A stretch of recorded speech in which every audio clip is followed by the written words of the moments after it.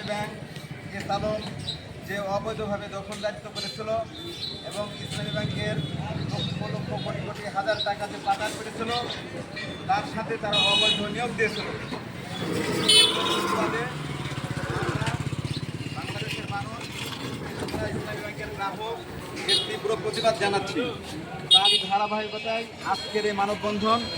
এই মানববন্ধনে এখন কথা রাখবেন বিশিষ্ট ব্যবসায়ী, industrialist and businessman welfare foundation Tanore উপজেলা শাখার সম্মানিত সভাপতি কাজী আফজাল হোসেন।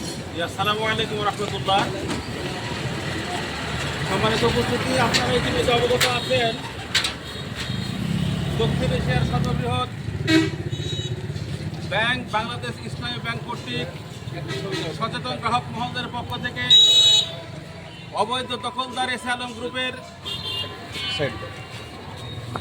দৃশ্যতাপূর্ণ আচরণের বিরুদ্ধে আজকের এই মানববন্ধনে উপস্থিত তানোর উপশাখার সম্মানিত ইনচার্জ আমাদের প্রিয় প্রথাবাদক স্যার মনোয়ার হোসেন, একান্ত প্রিয় গ্রাহক ভাইরা, আসসালামু আলাইকুম রহমতুল্লাহ।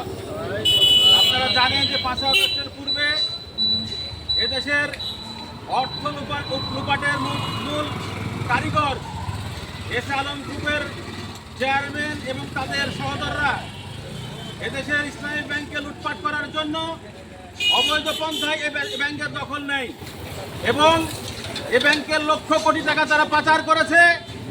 সাথে সাথে তারা একটি প্রতিষ্ঠিত ওয়েল